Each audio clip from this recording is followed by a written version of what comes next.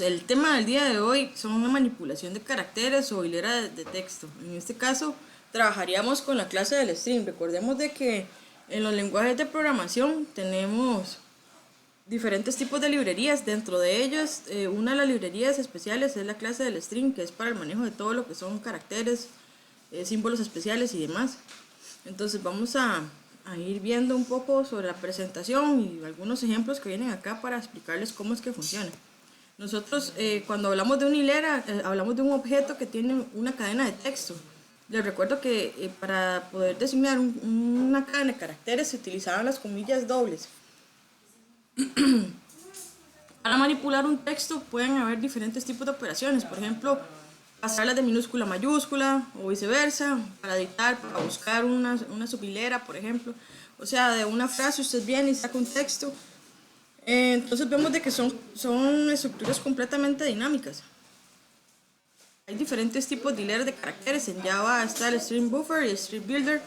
Estos casi no son utilizados, pero sí se ven, sí se utilizan en algún momento en sus vidas. Entonces hay que verlos, ¿verdad? Por ahí también tenemos de que es un string. En la definición de Java, string es una hilera constante, inmutable, en donde se manejan caracteres, que no puede ser modificado o editado, sino que básicamente pues vamos a empezar a cómo inicializar. Se puede trabajar de la siguiente manera.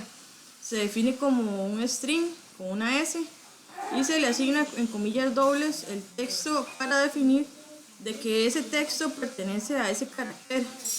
Entonces esa es la forma más sencilla y la que siempre utilizamos. Otra forma sería creando una clase de string llamada S, que ese sería un objeto de la clase string, y se le pasan los argumentos del método principal.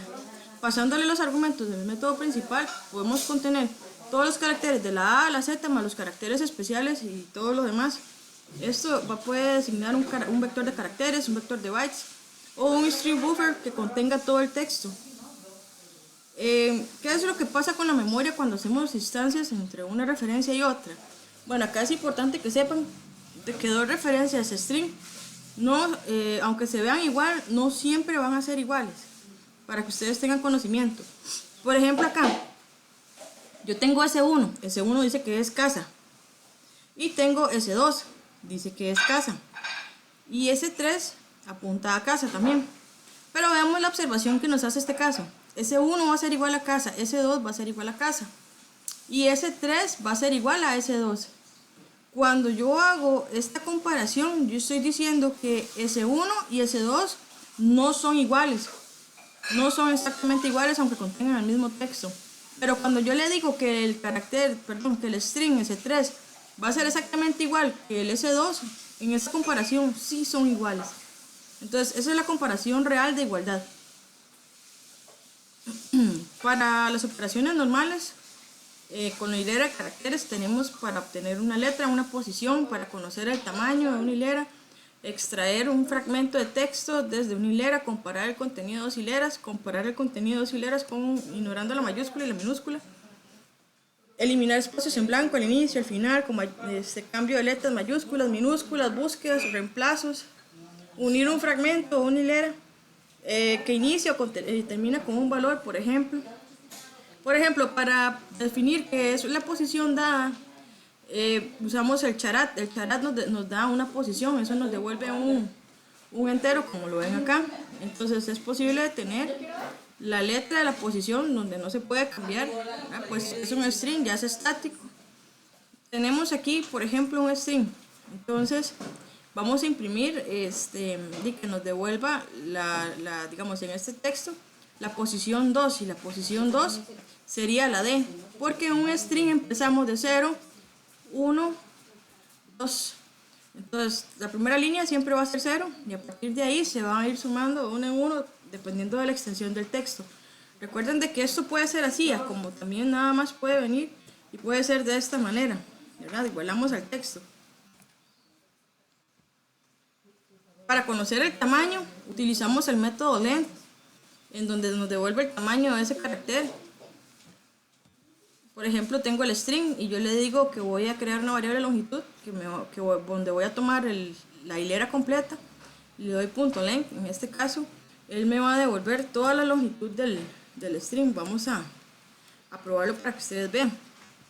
Entonces aquí lo que yo tengo que imprimir es la longitud.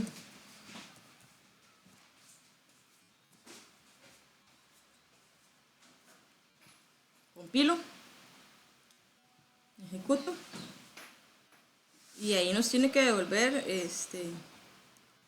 pucha, denme un segundo porque aquí metí yo la pata, se me metió entre paréntesis. Ahora sí, llamo a la variable y nos dice que es 18. 1, 2, 3, 4, 5, 6, 7, 8, 9, 10, 11, 12, 13, 14, 15, 16, 17, 18, 18 caracteres, contando los espacios en blanco, porque recuerden que un espacio en blanco también es un string. Perdón. Vamos a ver. Entonces, por ahí pasamos a lo que se llama extracción de subcadenas. Un substring.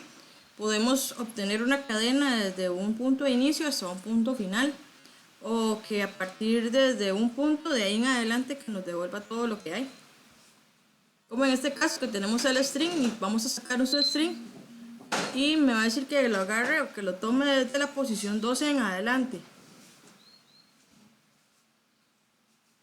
Entonces, como podemos comparar el contenido de dos hileras utilizando el compare_to, que el compare_to nos da un número positivo o un número negativo dependiendo de que si lexicográficamente el mayor es mayor que el segundo, el primero es mayor que el segundo. Luego tenemos el punto equals, que lo que hace es que el contenido del string va a ser igual al otro.